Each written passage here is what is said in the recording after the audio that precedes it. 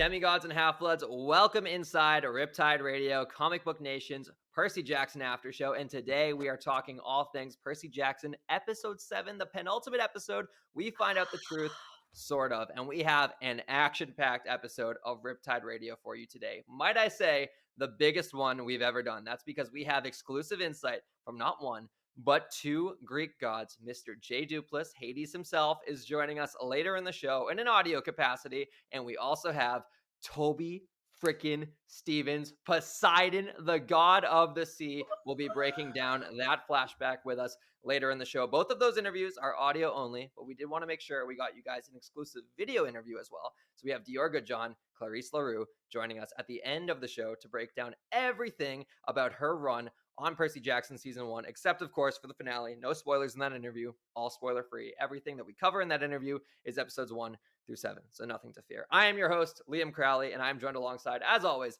by Miss Nicole Drum. Nicole, I have to ask you, we're going to the underworlds today. Yep. What is the spookiest place you've ever been to? I don't think I've been anywhere spooky ever in my life. And the truth is, I don't scare. I have no sense of self-preservation. When I was younger, my parents would tell me that I could encounter the devil himself in all of his scary glory and be like, cool costume, bro. And so, yeah, I don't think I've been anywhere spooky. I honestly just don't get scared like that. Like, that's not what scares me. So what about you? I'm jealous. I've been to a couple haunted houses when I was like in elementary school, and I remember just being like, "Oh my god!" I was like clinging on to like my mom's arm, being like, "Is it gonna be okay?" The worst one for me, I was sharing the story with our producer Peter before we got started. I had my car broken down at 11 p.m. in downtown Philadelphia. I was covering a wrestling show when I was in college. I had driven 4 hours from Syracuse, where I went to school, down to Philadelphia. Dead car, 30% battery. Had to budget my battery to communicate with AAA and Geico and my parents and be like, am I going to be okay? I have 250 miles to drive and no hope, and I have class at 9 in the morning. Is everything going to work out? It all did work out. We made it back in time. But that was quite scary. And I felt like Percy and Grover trying to navigate the pits of Tartarus in this episode. And that is exactly where we're going to start with this episode. Nicole, before we get into the nitty gritty and all the specifics, your overall impression of Percy Jackson episode 7, the penultimate episode. Did this feel like a penultimate episode to you? It really did. And I'm someone who's watched a lot of television, and they always throw a lot at you at that right before the end. There's a lot because there's just a lot to cover usually, but then they want you holding on for whatever's coming in the last episode. But dang, there is so much in this episode, and they did it not just on like it's a penultimate episode. This is on a much bigger scale. Like, every time I thought that they had stuffed enough in the episode, they just kept giving us a little bit more. I was blown away by this. This definitely felt like a penultimate. And I think it really does kind of set the bar pretty high for the season finale. Yeah, and you say all that in terms of the stuff that they're throwing at us, and I think it was completely justified and warranted too, because the underworld as a whole, I've come to hate the term spin-off. I think it's too much these days, but critically, if they wanted to make Percy Jackson into like a whole like cinematic universe beyond just the standalone series, there are shows and movies and standalone one-off episodes that you could dedicate entirely to the Fields of Asphodel, entirely to Tartarus, entirely to Hades Palace. There's so much to I was gonna say, give me a whole Hades, like even just like a side episode, like bonus content, like 30-minute bonus content of like Hades decorating his palace, and we'll talk about that because man, it's amazing. Sorry. The artwork. The Poseidon necklace. We didn't even talk about the Poseidon necklace. We will get there. I know we'll get there. We have plenty of time to dissect that episode, that scene in this episode. But yeah, like the artwork, the Fields of Asphodel, like I said, just the decision to put sand around Tartarus, nothing to grab onto as you're being dragged into it. There's so much here. And again, the show has done such a great job of showing and not telling. And I thought that this episode was a good balance of both in terms of they're showing us all this kind of stuff, but Annabeth is catching us up on the lore. She's telling us what the Fields of Asphodel are. We're understanding what Tartarus is and what's going on with the shoes. We're understanding that this is Hades' palace. This is his domain and why he might not want to meddle with the gods above. There's a lot to love, Nicole, and as you can tell by my tone, I really don't have any complaints with this episode. So before we get into the nitty-gritty and have Jay and Toby join us for the Hades and Poseidon breakdowns, let's talk about the underworld as a whole. Going into this episode, me and you were both very familiar with the fact that they're going to do this gray and dreary and void of color and make Percy Jackson's version of hell more just like something that's nothing. Is that Yeah. something that took you by surprise? And did you kind of miss the red and fiery side of the underworld? Or do you think that this was like an appropriate tone for it? I think this was a more appropriate tone. Do I love myself a good, red, fiery, freaky, underworld, almost hell-like world? Absolutely. But I think there's something to be said about the psychology of taking the color out of something. And so by making it gray and kind of monochrome in a lot of places, until obviously when you get a little further in, there's some shifts. You get this sense of you've taken everything that makes life out of it, because red and color, that's life, and the underworld is not life. It is the opposite. It is a different type of scenario. So by removing the color, they're bringing into focus the seriousness of the situation and reminding you that you are not you're not in Kansas anymore, kind of situation. And that was not intentional, but it works.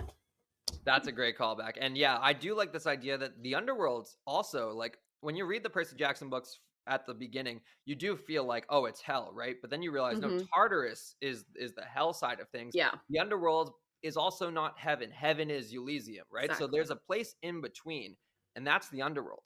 And what that place in between should be is nothing. It's just Yeah, absent and it's void of muted. color. There's nothing there. It's muted. It's the neutral of neutrals. It's just a space. It's a container. It's a container. I like that description. And this is a huge shout out to production designer Dan Henna, because this is essentially his vision brought to life. Like, obviously, he worked with John and Dan, the showrunners, and Rick to kind of mold this into what they wanted it to be. But he told me at New York Comic Con, he was like, well, hell is nothing. Hell should not be something that is like painful or happy. It has to just exist somewhere in between, and that's what the underworld is. And something I want to dive into within the underworld is the fields of asphodel, because Yeah. here is an area that again we could dedicate a whole episode to, which is how the rules and regulations work. There are souls being rooted there, and their roots are regrets from their life, and Annabeth starts to get rooted into the underworld. Yeah. What do you think Annabeth's regret is? Oh my god, that girl's lived a life. So I imagine she's got a lot of regrets. And the thing is like I can't even be. I kept hoping she would tell us because she is a character that I have not fully cracked in terms of the live action version of like what's going on inside her head. But like I feel like for her, there's a lot of regrets, and I think possibly, and this is just gonna be my guess based off of what we've seen with her character development, I wouldn't be surprised if she doesn't regret not seeing the world differently before now, because we saw how her vision, her kind of perspective changed back in the tunnel of love, and she has been changing a little bit every moment we've seen her since. Part of me wonders if her regret is not rooted in that on some level, because she has definitely been on one side of how all of this works her entire life, and now it's different. Part of me thinks that, young women tend to sometimes regret living their lives a certain way, or like the things they bought into.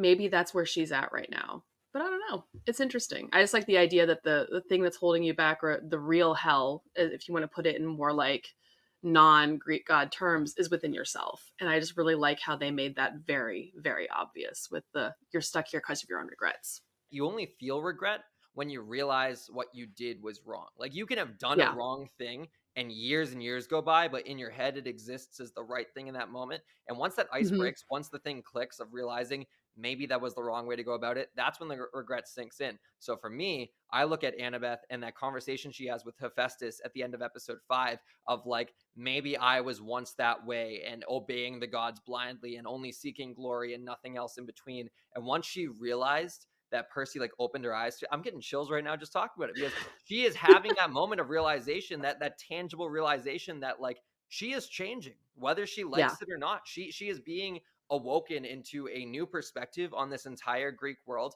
and the fact that she is being rooted in asphodel for that moment it tells me that she hasn't fully come to terms with that. She's Exactly. still having like an internal battle of what is right, chasing the Kleos, chasing the glory, or Hmm. being alongside Percy and saying, maybe we tear it all down. Or maybe it's something even more deep rooted with the trust Yeah. with Luke, what happened with Talia. Like, there's so many different Yeah. avenues to go down. And I like that this is essentially planting a seed. And I do think Hmm. we'll get it resolved one day down the line. Absolutely. Absolutely. Yeah. This girl's got trauma on trauma on trauma. And I one time remember somebody telling me regret is a part of healing. It's how you handle the regret that determines your path. And I think that whatever it is that she's regretting, we're seeing her healing from that. It's kind of the process. It's just be how is she going to handle that going forward? And not to break anyone's heart a little bit more, but to circle back to something that happens at the beginning of this episode, the flashback, how it starts with Sally making the reference to the Wizard of Oz, Percy not understanding it, and then later in that flashback, we realize that she was about to send him away and not make all those, next 6-7 years worth of memories with him. And the fact that they did staying together, they got to experience those movies together. And then we think back to episode 5 when Annabeth says she hasn't seen a movie at all. And the fact that she never had that entire chunk of childhood that Percy got to experience before Camp Half-Blood. And then, in case you missed it, he makes the reference, we're not in Kansas anymore. She's like, we left Kansas 4 days ago. And Percy's like, oh my God. This girl still hasn't seen any movies. She hasn't seen one of the most successful movies of all time, The Wizard of Oz, something that is ingrained into pop culture, something that we understand as human beings before we even watch the movie, because it's that like Yes, stitched in. Did you feel that? Did I you be did. like, I man, It was just this ball of like I got emotional about that, especially after like rewatching the big stuff with Sally in the episode. Like the whole thing, like, and I'm also a huge Wizard of Oz fan, so when I started thinking about when she made that comment, and I'm like, oh god, she hasn't seen like one of the most iconic movies to see as a child, because that's where that's like where the magic begins for a lot of people. That's where movies become magic, where stories become magic, and she's missed that. That poor baby.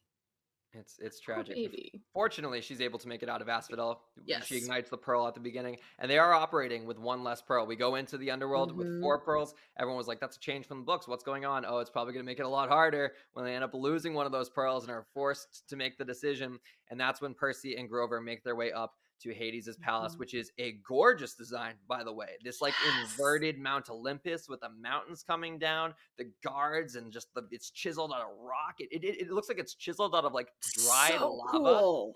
It was Yeah. it was something special. Yeah, it looked like a volcano like erupted upside down, and here is this fantastic like it actually kind of reminded me a little bit about an inverted version of the Emerald City in Wizard of Oz. I challenge you to go back and watch it and think of that in your head. It looks a little bit, they are definitely not in Kansas anymore when they see that. And I think there's a little subtle going on there because it looks a little bit like an inverted Emerald City. And isn't there a whole bit in the Wizard of Oz where they're like going through a forest and like tiptoeing and everything? Like, Uh-huh. so is The that not the trophy journeys are Asphodel? very parallel here. They're going through all these different places. They're going through different landscapes to get to this city on a hill type of situation. So yeah, there is definitely, they are not in Kansas anymore. They're going to see the wizard, but it's Hades. There is layers to this stuff, Nicole. So There's many layers. layers. I love it. When we eventually get into the palace, we do end up meeting the man himself, Hades, Mr. Jay Duplass. But before we dissect meeting Hades, let's hear from the man himself. Welcome into Riptide Radio, Mr. Jay Duplass. Liam Crowley with ComicBook.com here with Hades himself from Percy Jackson, Mr. Jay Duplass. Jay, thank you so much for taking the time today. Thanks for having me, man. Glad to be here. Yeah, absolutely. So when you got cast in this show, I found it so fascinating because all the Greek gods kind of got cast way after the main ensemble was announced. I believe you were paired with Ares. I think you and Adam Copeland were announced at the same time. So going into this project, like what was your level of familiarity with the lore, the books, just the Percy Jackson franchise as a whole? I have a 15-year-old girl and an 11-year-old boy, and Percy Jackson, the book series, is hands down their favorite piece of art across any medium. They have each probably read the entire series at least 5 times, and I have read a lot of it to them. I've heard it over audiobook on road trips. It was part of our bedtime routine where we, say goodnight, hit play on the audiobook, and they go to sleep. So I know a lot about it, and I am a huge fan. I think it's just such a beautiful series. And when I heard that, Disney was going to make the television series and that Rick Riordan was going to be centered creatively, I told my agents right away, I'm like, if there's any way I can be a part of it. I said it, I let it go. I did not think that it would happen. And when they offered me the role of Hades, my kids' eyes popped out of their heads. If they have to holler at me, they're like, "Yo, Hades!" So it is a big part of our world. And we've been watching it every night when they drop as a family every Tuesday night. So it's pretty fun. It's so funny you say that because in the show, you very much make it clear that you and Ares are not in cahoots, but the story you just told is almost exactly the story that Adam told me about. His daughters were into it. He's watching it every Tuesday with them. They were enjoying it before he even showed up. So I'm so excited to hear what their reaction is to actually seeing you in this world. So with your familiarity going in, you obviously knew this character a little bit, and Hades seemed like something that you wanted to sink your teeth into. What was your kind of preconception of Hades on the page, and what did you want to do with it when you brought it to the screen? Yeah, I mean, Hades is obviously culturally very known, even beyond the book series. What I was told is that, like, Rick and Dan and Jonathan were creating something very specific. So I really tried to just go in and absorb what they wanted. And what basically the directive that I got from them is that they didn't want Hades to be like one thing. They didn't want him to be like Arch or, and now that we're watching the show and we know how it is, it's like, these are all complicated characters and everything feels very lived in. So the more that we went, it got really exciting to me as an actor because I was realizing, oh, I don't need to just play one thing. Like, I'm a god who is feels like he got the short end of the stick. I live in a lonely netherworld. I'm excited to have company when company shows up, but I also have my own agenda. I have a lot of skin in the game. And that was cool too. I mean, that's one of the most exciting things about the scene that I got to play is, not only do we have like the real world stakes of having Percy's mother behind me and, this, the underworld being essentially like, the goal of the first season journey, but, the deal with Kronos that gets dropped in this scene, there's a lot of stakes for me in it too. So it just felt great to be able to play something. I'm not just dropping information. I'm like a real character who has a lot of skin in the game, and that's all you can really ask for as an actor. Before we get into like the nitty gritty of who Hades is, I want to circle back to something you said about just your admiration for Rick Riordan, who created this universe, and the fact that Yeah. he was so central, that being something that you wanted to be a part of. Did you get to have any one-on-one conversations with Rick? Yeah, I had a lot of conversations with him. I mean, he's very present in the making of the show. He's just there being a part of it. So we just talked about everything from life to just what it's like being Hades down there and what he's after. So, tons of like relaxed conversations, honestly, which is a testament to like the set culture that they built there. Like, I think you can feel it in the making of the show. It feels very lived in and it feels very personal, and that was, I think, one of the coolest things is getting up there and realizing that, oh yes, we are making our gargantuan, fantastical show that is a tremendous property, all of the trappings of what makes a show very big and very watchable. But, on the ground, it honestly felt like a group of very focused people making a very personal piece of art. And it was cool to get to know Rick and, be a part of like helping him make his vision come across with live action. So that was really exciting. Really exciting. I told my kids I would like call them at night and say what was going on. And they were like, "Oh my God, this is the best. It's going to be so good." Yeah, I love hearing that. And it's so fascinating too with your character because, like Hephaestus, you have very limited screen time, but the lines of dialogue you deliver have so much layers to them. And one line I really wanted to dissect was you say that family drama is why I don't go up there anymore, referencing Mount Olympus and how you don't want to get tangled with Poseidon and Zeus. But in the books, Hades is like banished to the underworld. So is that line of dialogue kind of saying that he's there by choice? Yeah, I mean, it's a really great question. Some people say that kind of stuff when they really don't have a choice, but they're trying to make it sound like they do. Uh, you know, I think, the feeling of that line, and I don't know what take they use because I haven't seen it yet, but, I definitely in my mind am playing with, feeling banished, and feeling like I got the short end of the stick. Like I'm stuck down here by myself. And that's certainly what it feels like, on set there. Like we shot on that 360 volume stage, and, they make it very clear that this dude is just like, he's down there and nothing's going on. He's playing a very long game time wise, and that he's got a lot. He's got some desire himself. And it seems like he's itching for some action, because as soon as Percy name drops Kronos, that's something that anytime Kronos is brought up, any of the elder people in the show, whether they be trigger gods. central. Well, because no one takes Percy seriously. No one takes these demigods seriously. They're just viewed as children. But Hades, on the other hand, takes that and is immediately like, well, I need the bolts because I need to protect myself. So why do you think Hades takes the demigods so seriously? I think he recognizes that Percy's knows some things. Obviously, like, the gods are going to use the demigods as pawns to try and get what they can get, but I think he realizes at that point that Percy might have a lot more going on than your average demigod, and that he needs to play his cards as smartly as possible. When you say cards, my mind goes to mythomagic, and that's because I know you know the lore. I know you know Nico D'Angelo is going to come down the line, Bianca as well. Obviously, without getting too much into those characters, because obviously we're going to flesh them out in later seasons, and hopefully we get there. But for you as Hades, these gods are very layered. A lot of people focus on the negative, but they also have a lot of positive qualities. There's a reason why they were made immortal beings after all. So what are some qualities of Hades that you hope to see Nico embody one day? Oh God, that's a great question. Patience, baby. Patience.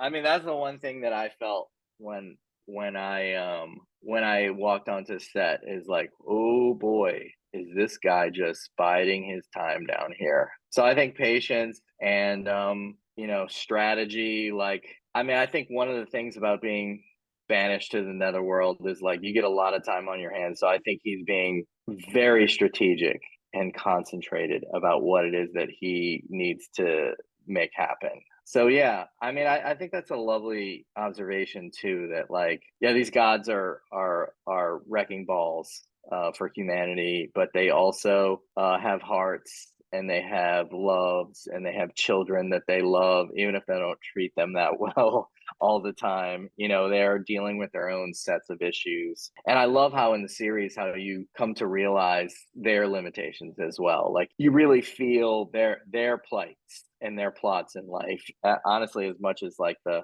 demigods. Oh, absolutely. One final question for you, Jay, before we get out of here. I love the musical Hades Town. I don't know if you're familiar. I've not seen it, but I know a little bit about it. Yeah. Well, obviously, if you're familiar with Greek mythology and you're familiar with the franchise, it really dives into the relationship between Persephone and Hades. And for a character like you, considering you only share the screen with Walker and Aryan in this first season, there are so many characters we met this season that I hope we get to see you in scenes with, but there's also so many characters that haven't been introduced that would be in your future should that day come. So looking towards the future, who are a couple characters or actors that you'd like to share the screen with in the future of Percy? I mean, honestly, I thought they did such a great job with the casting. They're just really going for really solid actors who want to explore these worlds fully. I was telling somebody earlier, it is a little wild because Tim Sharp is a really good friend of mine. Jason Mantzoukas is a really good friend of mine. Suzanne Cryer lives 3 houses down from me. It really feels very contained. So I'll just say those 3, just because I'm buds with them, and it would be so fun to go head to head with them in this alternate universe, because they're a part of my human life. So that would be pretty exciting. I would say those 3 to start. So Jay's perspective of everything Hades and Percy Jackson is so fascinating, and I was able to give some of my thoughts on his portrayal of Hades in that interview. So Nicole, the floor is yours. I want to hear from you. Your idea of how they portrayed this version of Hades, not in all black. He's got a little bit of green in there, not all dreary and upset. He's kind of jovial. Was this something that took you by surprise? A little bit. And I've got to admit, Hades is probably my second favorite god, just in general, because I love the stories around Hades. This was surprising. I'm not saying that Hades, as in the book, or Hades and other representations, isn't a charismatic character, because he absolutely is. But I think this presentation of Hades, I did not expect him to be so friendly. Like, and it's not like he's friendly, but you definitely know there's still some manipulation going on. So there's definitely that piece of it. But I just really liked how they gave him kind of a depth of character that I wasn't expecting. Like, Hades can be a little one note when you think of like what he represents, and he is smooth, he is stylish. Did you see the couches? Like, those were fantastic. That is not what I expected Hades to have. I expected like something maybe a little more Victorian. No, these were very contemporary and very nice, and everything was well appointed. And even what he'd done with Sally was stylish. Like, he is stylish, he is friendly, he's approachable in a sense. Like, you don't necessarily feel that immediate fear and terror. And people could tell me I'm wrong on this, but he also kind of a little bit reminded me of the animated Disney version of Hades. And I'm thinking about those eyebrows. But he kind of had that same, a little bit of a larger than life, slightly cartoony kind of approach that I thought was very interesting, because you expect, and also the series has built Hades up to be, he is this bad dude. Like, he is doing stuff trying to start a war, and you get there and he's like, I want no part of this. Like, I didn't, what? No. And he's not who you expect him to be. And I was really taken back, because I really honestly expected they were going to get there and we would get like dark music and a dude all in black, possibly with slicked hair. Even though I knew who was playing the character, I expected something maybe a little less charismatic, and instead we get something that's somewhere between the animated Hades and Tom Ellis's Lucifer. He's, he's cool. Like, I would want to talk to him. I'm not gonna trust him, because you don't trust him, but he's not what I thought it was. And I thought that was interesting, because everything about what we're seeing here, other than possibly being chased by Cerberus, that was a little scary. Nothing about this particular version of this segment of the world is particularly terrifying. And I think that says something about making Hades more charismatic, speaks to the idea of representing the unknown about death and the afterlife that we have as humans as being seductive, but also kind of scary in its own way. Like, the existential fear we have is not always big and frightening. Sometimes it's comforting. Sometimes it's, I can see why maybe this isn't so bad, and that's what makes it scary. Because you can actually kind of see that a little bit with Grover and Percy, because Hades isn't what they expected either.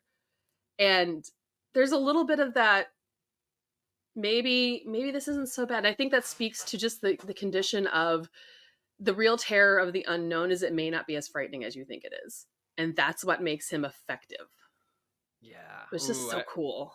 I love that. Because like you're saying too, this entire, 6 episodes leading up to this, we are in our minds thinking that he is worse than Ares. Mm-hmm. Like, think about how scary Ares was in episode 5. And now we have one episode before we meet him to, in our minds, be like, how much worse can we get than Ares? And like you said there, that is almost working in his favor, because then when you arrive and you let your guard down, that's when he could pry. He doesn't in this episode. We know we are only scratching the surface with Hades. Yeah. So I don't even want to use the trust word with him whatsoever. But it is kind of cool that he is showing that side of himself without fully revealing his cards, because something that Jay talks about in that interview that I wanted to ask you, Nicole, he mentions he doesn't want to go up to Olympus because he can't be bothered with the drama.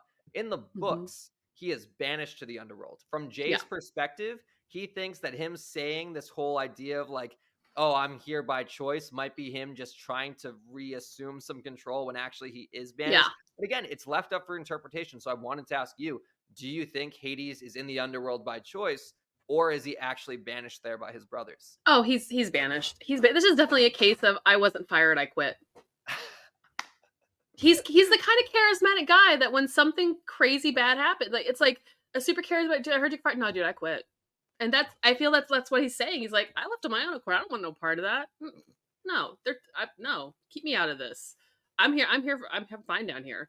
And he's both selling it to himself, but also selling it to the people around him to save face a little bit. Like, would you as a god want to be cast out and sent nope, bye? No, he's got to save face a little bit. So this is, maybe it's some narcissism or something. I don't know, but this is definitely a case of, I wasn't fired, I quit. I love that. That is exactly what I think it should be. And that just again adds more layers to this. Just the ego and just like perception of pride that Hades has with himself and his place in this whole world. We didn't really talk about the Krusty's opening scene. I Oh enjoyed it. Again, we got right to it, and I thought it was a yeah. nice dynamic of like this could have been that moment of getting lured in, and then oh, Hmm. we don't trust this guy. Oh, not everything's not as it seems, and then we eventually resolve it towards the end. But no, they had this opening scene as a way to show how the team has evolved to working with each other. Yeah. Like Percy deceiving, talking, stalling for time. Annabeth is under the Yankees cap, pushing Krusty into the bed. Something that I had no idea about till I was doing research for this episode. Krusty is played by Julian Richings. Julian Richings Wait. played Charon in the Lightning Thief movie. Is Oh my we God, have you're right. we have one duplicate casting. Everyone was calling for Logan Lerman to play Poseidon. Everyone was calling for Daddario to play Athena. There has been one duplicate casting, and that is Mr. Julian Richings. He is our thread of connectivity between the Lightning Thief movie and 14 years later, the Lightning Oh Thief my God. adaptation on a TV show.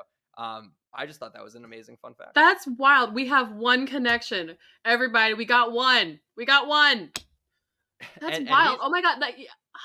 I didn't notice that watching. well, it's probably I just was like, wow, he's a great Krusty. it's probably because in the movie he's got the hood on as Karen. Is it Yeah. Karen? Chiron? Not Chiron. Chiron's at Camp Half Life. No, How do you it's pronounce Charon? Sharon? Sharon. I'm sorry, Greek. What if we just call him folks, Karen? Greek God. Let's call him Karen. He could be a Karen because he's kind of a Karen. Yeah, he's kind of like to the back of the line. You know, you didn't Yeah. wait. These Greek He wants to speak to your pronunciations are tough. manager. He does. He was like, "I'll take you to Hades. I'll show you what my manager's like. You don't want to mess with him." By the end of that conversation with Hades, we get the first name drop, or the first name drop with weight, because it's the second time Kronos is mentioned. It's Percy realizing that there is a bigger force at play. He feels that with Tartarus getting pulled down into Tartarus by the winged shoes, the bolts appearing in the backpack, everything's starting to connect slowly for him, but he doesn't completely see the full picture, as we know the full picture within just reading the book. That moment of realization, I thought was one of the most well edited like moments in this entire series, because Hades is still talking and he's rattling off big information. That is when he Mm-hmm. says the line about like, I don't want no drama with my brothers. That's why I stay down here. That's a big line. And they made the choice to focus on Percy, focus on Walker. The camera zooms in on him. The noise is kind of getting drowned out. It has kind of like the flash grenade sound effect of him just like not hearing anything around him, just hearing his own thoughts. And then he says Kronos. And Hades like looks up all perked up. And in that moment, I just feel the like 5-season arc we're about to go on. Mm-hmm. And the Hades reaction to it, I don't know if this took you by surprise, Nicole, but it shocked me because he takes the threat seriously. Yes. He does not joke. Like he has the moment. Oh. And then he offers him like ask me for sanctuary. Ask me for sanctuary, because he's angling to get that bolt for himself because he knows he's going to need it. Like Hades recognizes this is a big deal. Oh Lord, he coming. We are in trouble. I need that bolt. This is real. Stuff has just gotten real, and like everything, like you can almost. And I didn't notice. Like I have to go back to look and see if there's any lighting changes, but I almost felt like the atmosphere shifted. And I wonder if it's visible or if it's just me like being in tune with it and getting a little bit of a chills in that moment. But yeah, he takes it really seriously, which is something you would not have expected. This very jovial, hey, why don't you just have a drink and hang out, or let's make a trade kind of situation. Just moments earlier, the entirety of his body language even changes, and the game is afoot. It is now on. I know people want like these two properties to exist as their own, and they very much do. But similar to the Harry Potter side of like saying the name Voldemort has weight, saying the name Kronos has weight, saying any name in this world, I like that was a thing from the books. Like, you know, you don't just say the god's name just like out on a whim. You don't mess with Zeus's domain. Percy can't fly. Like there are things like that where it's like you don't want to interfere a little bit. So when Percy says that name out loud, I think he realizes that he shouldn't, right? He has that moment of like, I'm pretty close to where this guy's being kept right now in Tartarus, and me even saying his name out loud could stir something. But he realizes now is the time to like sound the alarm. And Hades' reaction to it, I think, is so refreshing, because Hephaestus treats Annabeth. He even says to Annabeth, like, run along, little girl. Like, he doesn't pay her no mind at the very beginning. The same with how Dionysus reacts to Peter Johnson. The same way how Ares is just like, whatever, kids, like, I'm in charge here, and doesn't even realize he's being deceived because he's so caught up in his own arrogance. Hades is the one Olympian that takes these demigods seriously. And I think that Seriously. is so refreshing, but it also adds a whole new perspective to him as a character.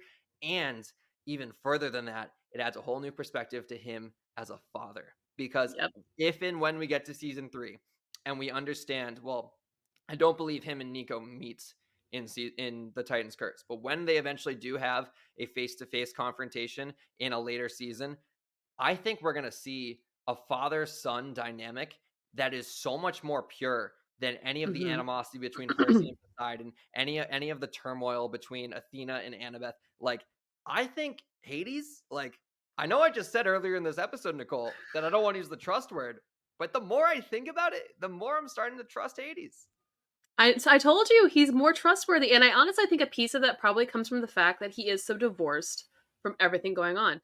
He got fired, he got sent away, and since he wants no part of it, I think that being split away from it has probably changed a lot for him. He's kind of isolated. He's kind of, I mean, if you know Hades, he's even just in mythology in general, he's not really like in with the clique. Like, he's living a different life, he's experiencing different things, and I think that makes him understand and recognize that they've got their heads up their butt when it comes to these kids, and they need to take it seriously, because the outside perspective is where you're going to see your weak spots. That's why do you think when people sell houses they have home inspectors come in? You're looking for the problems you can't see yourself, and that's what these kids are kind of doing to all of this. And he's like, they're seeing it, I need to take it seriously. It works, and I think it makes him possibly the most interesting of the gods. I would trust him on this. When the war breaks out, I would go hang out in Hades. He seems Just like a go hang comforting down guy. there. He seems like Yeah, there could be sanctuary down in the underworld. Will I he's got regret great making that couches. statement? We shall see in the future. But Hades is not the only god we get in this episode, Nicole. We get to meet for the first time in an unexpected moment, at least for me when I was first watching this episode a little bit early. We got to watch them as screeners.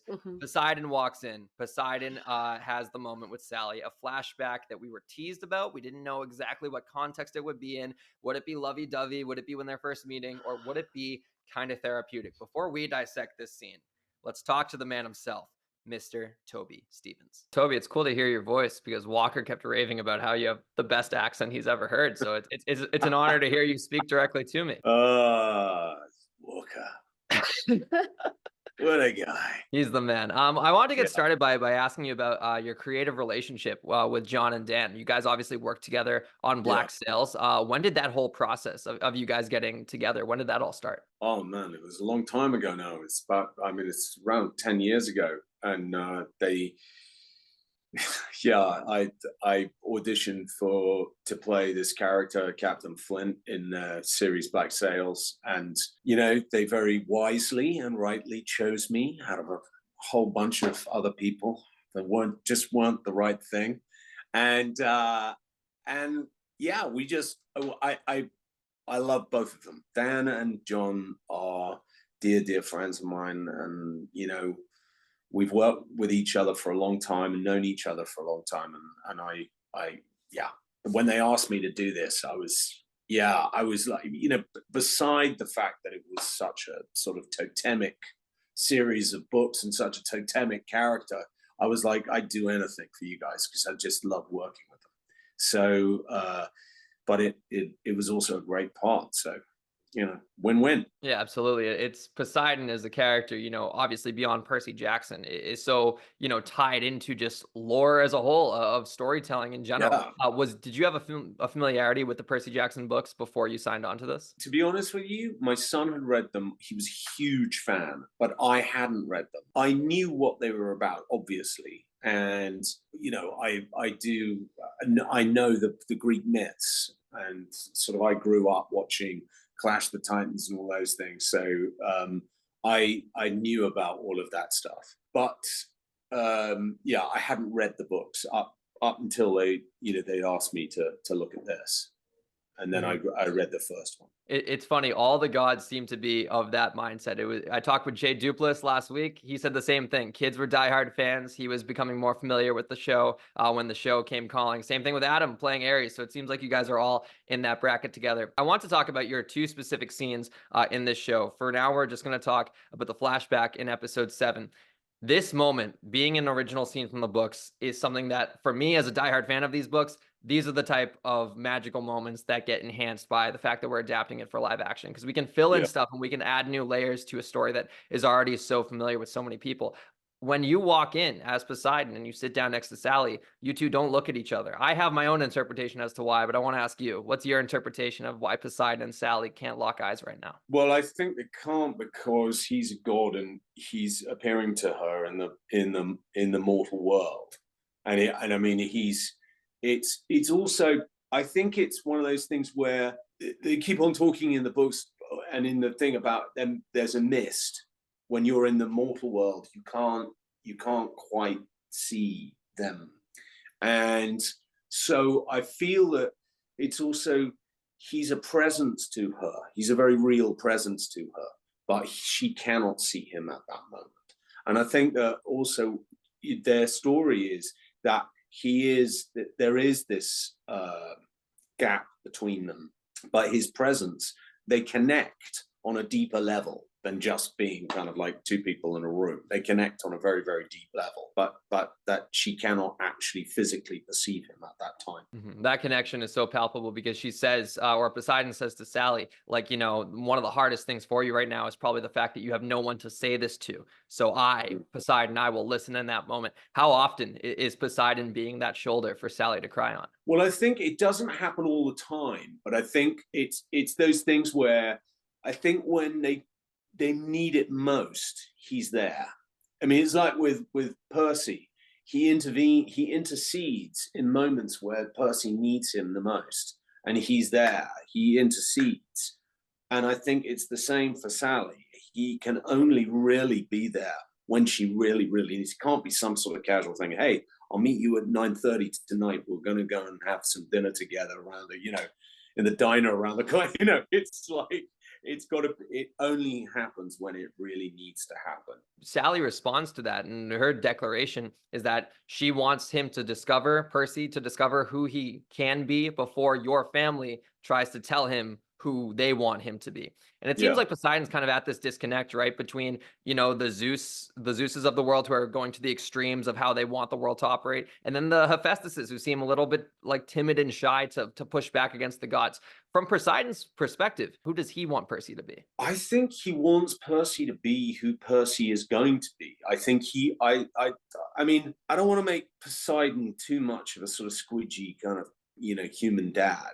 But I do feel that he wants Percy to be who he's going to be. So I think he doesn't want to. That's why he's been sort of standing off. I think he's afraid of becoming like one of the other gods, where they sort of impose their ego on everything. Do you know what I mean? Like Zeus and like these, that I think he's different. I think Poseidon is different. And I think that's what's great, is all of the gods have different qualities. They're very different people, but yet they're one family. I think Poseidon is different from all of them. The way he treats his son and the way that he treats, like, if you go back to the Greek myths, like, these gods were doing terrible things. They were going to, like, turning themselves into all kinds of things to have children, and they had like loads of children all over the place. And in this, it sort of has a nod to that. But I think what this does is it makes the relationship between him and Virginia very real. It is love. They did and they do love one another. So Toby has a lot of insightful analysis on those lines, because if we add up each individual word Poseidon says in this episode, I don't think it totals more than like 50.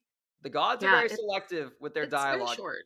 Every word, every sentence has weights and 50 different perspectives and interpretations. So Nicole, I wanted to ask you some of your perspectives on what Poseidon is saying to Sally. First off, why do you think he comes to Sally in this moment, considering this doesn't seem like the make or break fight or flight moment he's appeared for Percy within the series. He reaches out to save Percy when he's legit about to plummet to his death. Right now, it seems like Sally's just having a bad day, yet he's still there for her. I think this actually may speak more to the dynamic of their relationship overall, which up to this point we just kind of largely assumed that he went away and that was it, and she was just carrying on with what knowledge that she had. I think this suggests that there is more of an active co-parenting relationship between the two, and that's why he answers her call, and that she doesn't call all the time. Like, it's, if she's calling, it's serious business, and he knows he needs to show up, that there's a reason for it. And I think that really speaks to just that dynamic with between any parents. There's always that dynamic of you want to bring in the other parent for every little thing, but sometimes you just need to sit down and be like, this is hard. And I think this shows how Sally and Poseidon have worked that out prior to us meeting them together.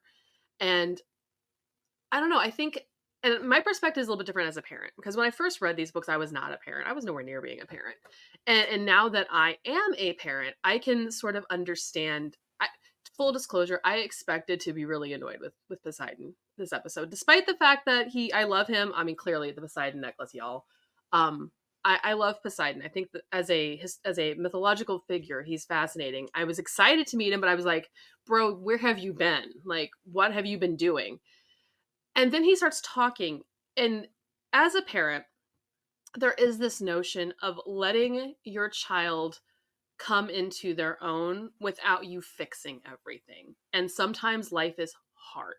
And as a parent, especially as a mom, because I really felt Sally in this, like I was crying with her at this, because you do things for your children that you know are good for them, and then they say things like, why don't you love me? Why are you pushing me away? Why are you getting rid of me? You hate my kid the other day screamed, I hate you, because I told him he couldn't do something, and it cuts you, even though you know you're doing the right thing. And I think that in Poseidon's own way, that's what he's doing. He's realizing he can't come in and fix everything every time. He can't offer wisdom every time. Plus, he's bound by his own rules. He's bound by this world that he lives in. He's just as stuck as everyone else, and he's letting his son be his son because he recognizes that he is different. Because when Sally is like, this is why I don't want him to, this is why I want him with me longer. This is why I really don't want to send him to camp. This is why I want him to be with me. He's like, then there's your answer. Like, he understands that letting your child develop and become their own person with their own path and their own internal compass is important. And he's trying to be a good dad in that sense by not stepping in and imposing that world on him now, which I think to a certain extent, a lot of the other gods probably do to some extent. He's taking a very hands-off approach. And while I still have some questions about his parenting style, I understand where he's coming from. I get it. He's trying to do the best he can in a broken situation that his hands are just as much tied in. And what I loved so much about this, first of all, the way this scene is framed, I don't know if you've ever been to a theatrical performance where like the two people are having a conversation, but they're sitting on stools and they're just looking at the stage. And so they're not looking at each other. This felt very much like that, to where you had to go between the two to read what was going on because everything unsaid is between them. And I love how this show is doing a lot of like theater tricks to make you see the things that are unspoken. And this scene in particular really said that to me. But what I really enjoyed about and also please give Virginia Cull all the awards right now. Just right now. Everything in this episode that she does is incredible. But that scene in the restaurant with Poseidon, it just, I don't even have words for what she was doing there. But what I love about Poseidon here, that we meet him, we're meeting him kind of on the back foot because this is a tough situation. And she's calling him in, not necessarily as a god, but as a dad. Like, I need you right now. And you get the sense that the relationship is not what it was, but they have come together to do this. And you can see the pain that they're both in. And up to this point, we have gotten this idea that there is no sacrifice involved for the gods. that they just have kids, they send them into the world, whatever happens, happens. Some of them care more than others, but this is just how it works. And it's in the body language, it's in the weight of his words, and it's in the way he chooses not to even just as a stranger walk by Percy and just hear his voice. This hurts him. He is making a sacrifice, and not just because one of the things, I think it was Annabeth who said, like, the kids are a gift. We are gifts. I don't think Percy's a gift. I think Percy is something he values very, very much, and that this is killing him, that he can't do what he needs to do. And it completely changes kind of the idea of, you realize that Percy may be wrong about his dad, which kids are often wrong about their parents. I remember, now that I'm an adult, I'm like, oh my God, the things I criticized my parents for, I get it now. I was so wrong. But this is definitely a moment where we start to understand that what's happening with Percy is very, very special. And that Poseidon's known from the beginning that this child is going to be different. He is different. And props to that goes to Sally. But there is definitely a real co-parenting relationship here that there is definitely a lot more to. But like, I just got chills, especially with the body language. You see his shoulders slump as he's delivering those words. That is a dad that's powerless to do anything, but he knows he's doing the right thing. And it made me want to call my dad.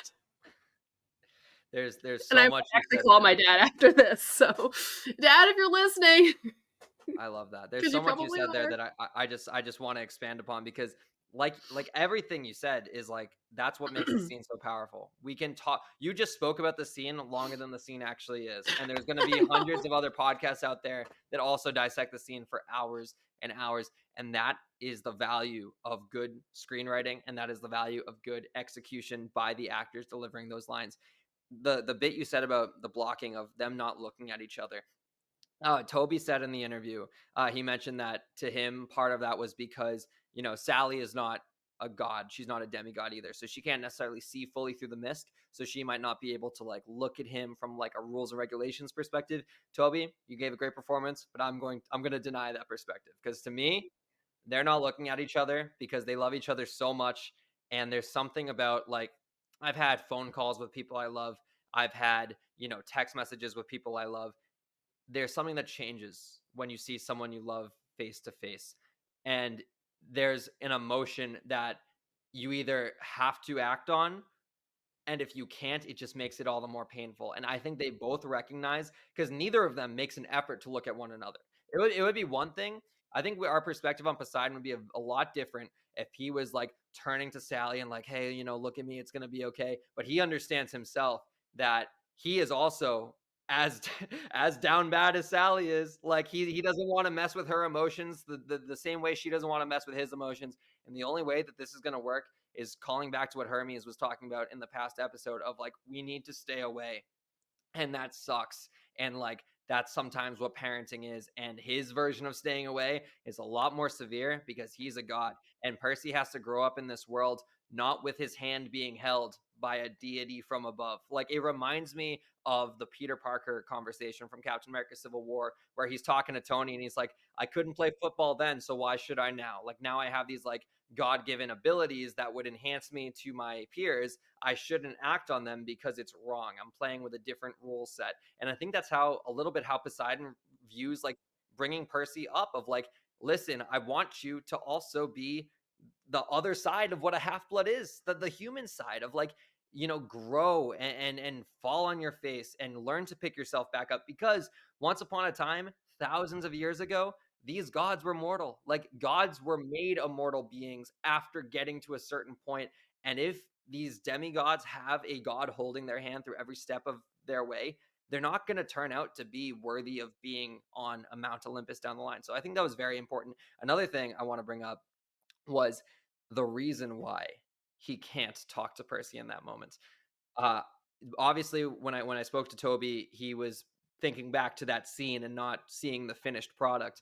But in the finished product, there is an audio cue that right after Sally asks, do you want to speak with him, just to hear his voice, thunder rumbles in the background before Poseidon gives his answer. And to me, that's Zeus saying, that's a warning. Watch it. That's a warning. I let you have this conversation. Do not take a single step further, because we actually don't know if at that point Talia is a tree or not.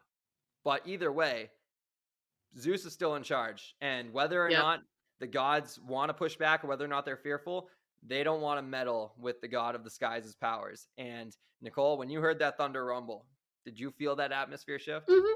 Oh yeah, I absolutely did. And you can. It's definitely It's also kind of like this call is over. Like, you're done. Don't go any further. It was very much a time's up. I've let you have your time. To peel back the curtain, because I know you've been through this too. This is when we're in a press junket and the publicist DM's a little like, we have to wrap after this question. No more. You're done. and then the talent's still talking, and you're like, I can't stop them. They're talking. I don't want to be rude. This is exactly that moment. This is Zeus is the talent manager going, I will boot you. Come on, wrap it up. And Sally, and there's still stuff to be said. We're finishing the answer. But no, yeah, I could definitely see it. I could definitely feel it, and it's heartbreaking.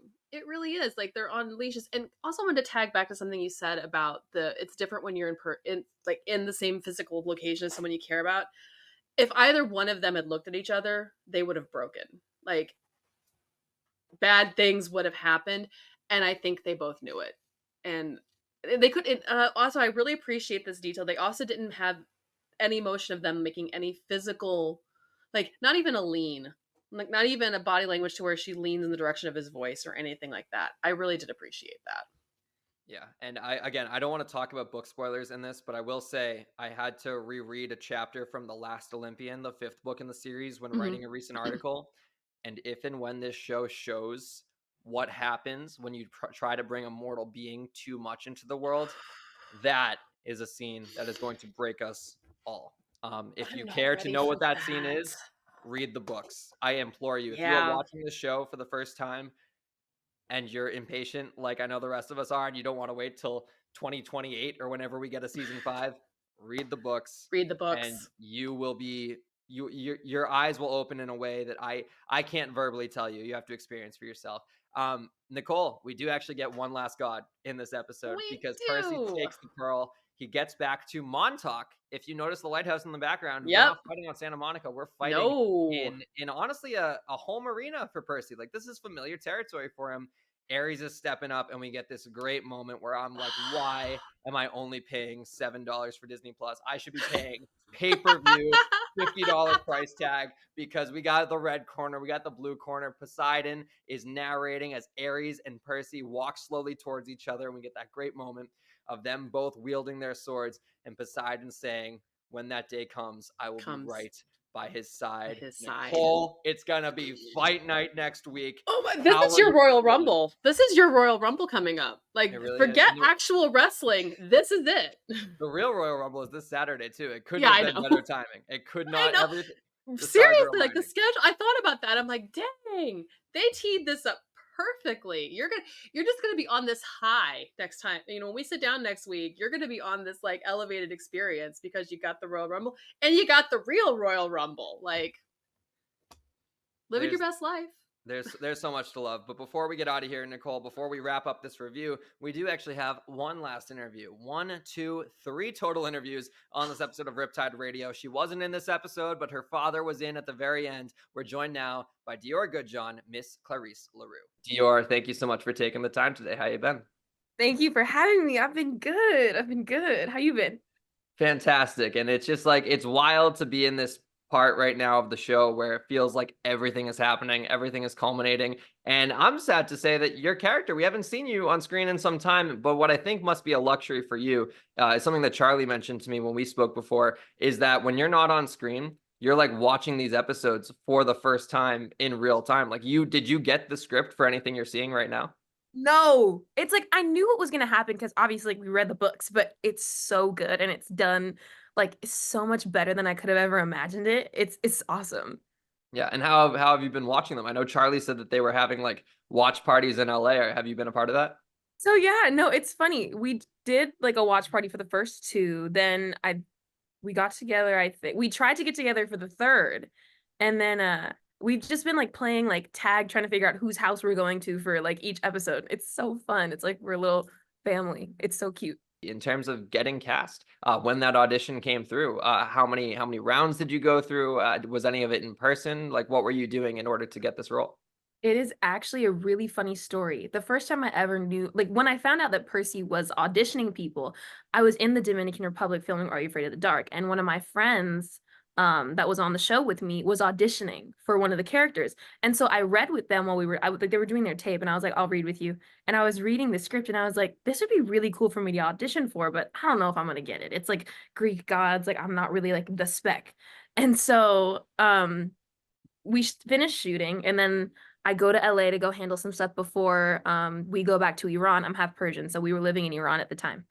And we're in LA sorting our stuff out, and I get an audition for Clarice, and I was like, no way, that's crazy. So I do my first audition.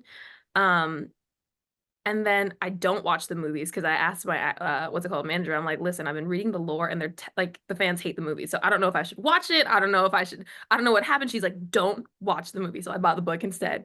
But I did my first audition. Didn't hear back for a little bit. I heard back for my second audition when I was in Iran, and I was on the phone with my acting coach, and I was like, what can I do to like make myself stand out? Like, I really, really want this role. Like, she's such a good character. Like, her story's so complex. Like, I want to play her so bad. And my acting coach goes, well, I highly doubt anybody's going to be doing like spear choreography.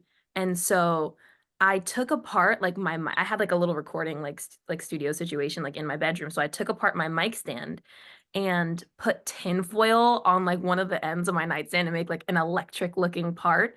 And in my callback, I did spear choreography, and I actually like slapped like my computer with my mic stand, and it almost broke, but it's okay because I got the part. So I think it was like 3 rounds over like maybe 1.5 months just to like for timeline. Yeah.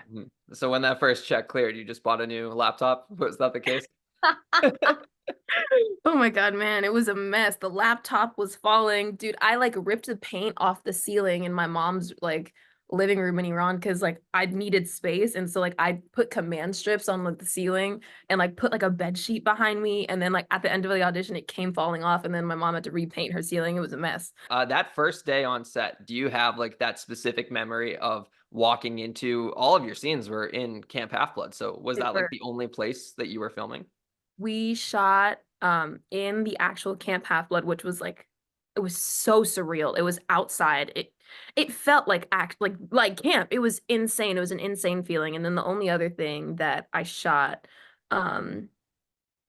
inside was the bathroom scene where I shove his head into a toilet. I remember like me and my mom walked onto set, and like we didn't understand the magnitude of Percy until we got on set and saw Camp Half-Blood, and we both looked at each other and then looked back and just kept walking. We were like, oh my God, so this is like the biggest deal like ever possibly at all.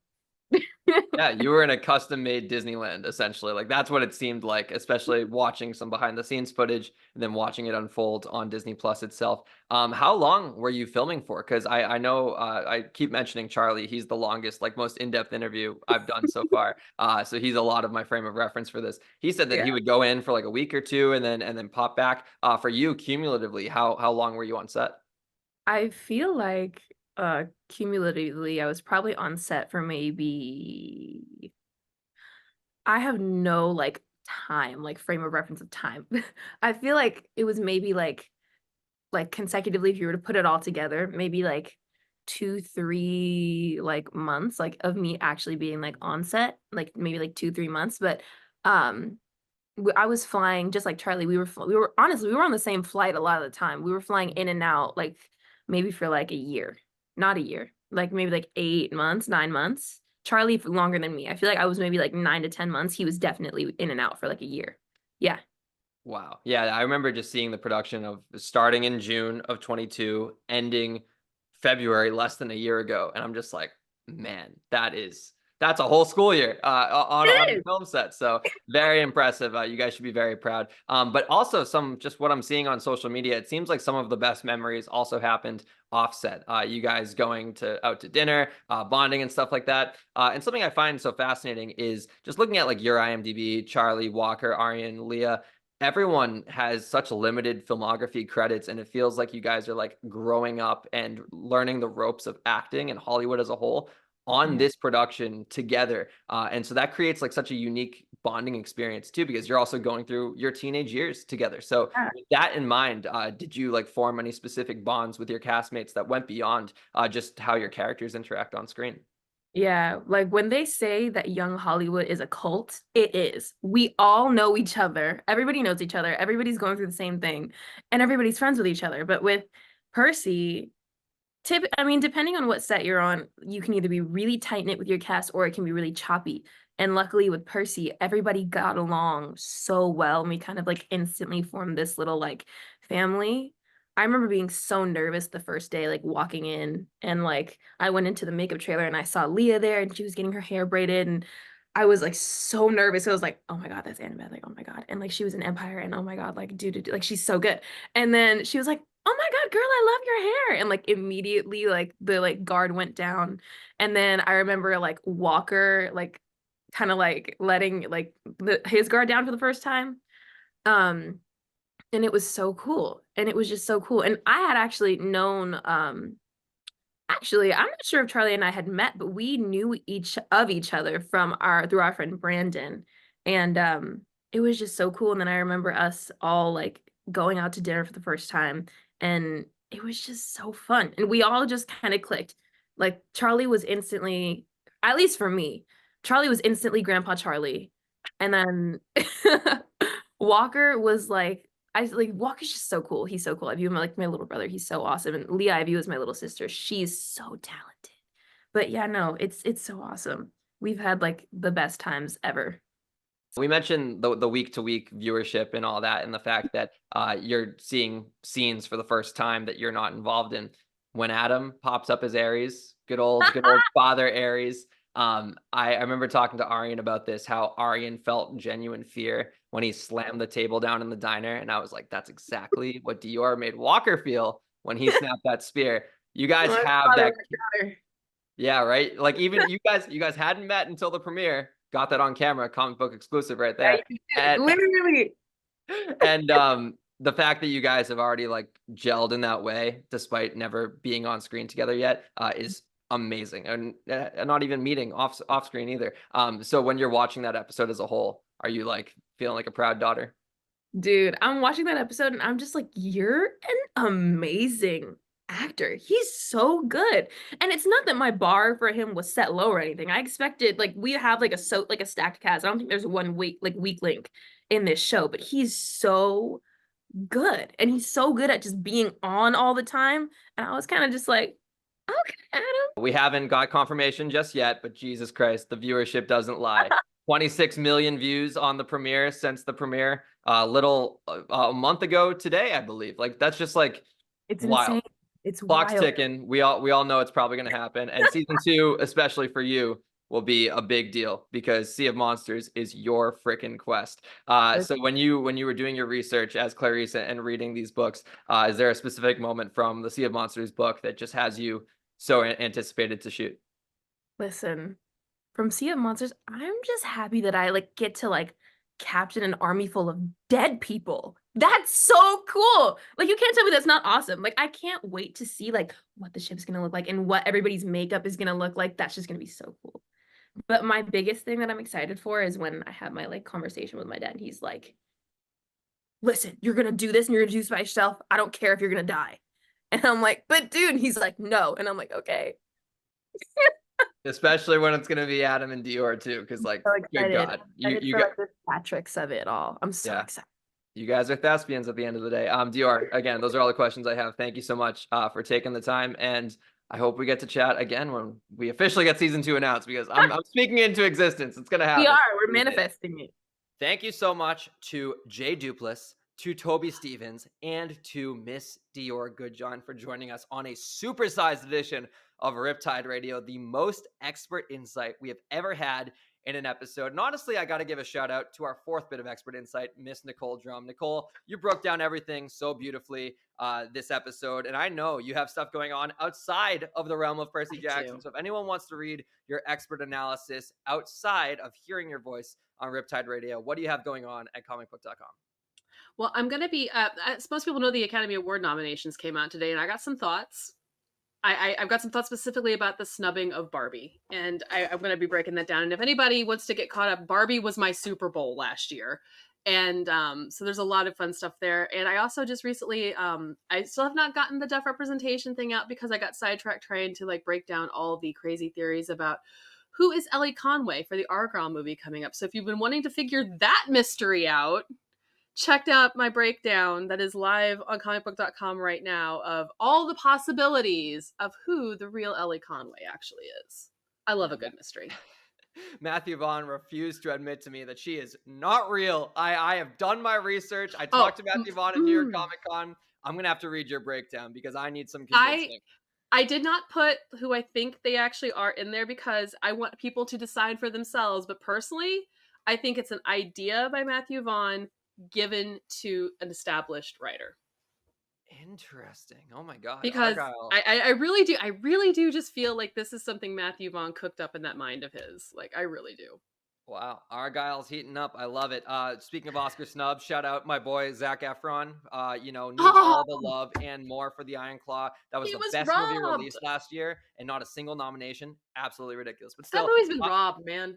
Robbed. It was absolutely robbed. I'm excited to break down all Oscar stuff. It's one of my favorite seasons of the year. It's a great time to catch up on movies that just flew under the radar when we were both busy covering other things. But as for me, all my stuff is on comicbook.com, and I really don't have much going on outside of the realm of Percy Jackson. So if you like Percy Jackson and you're here, a lot more interview articles.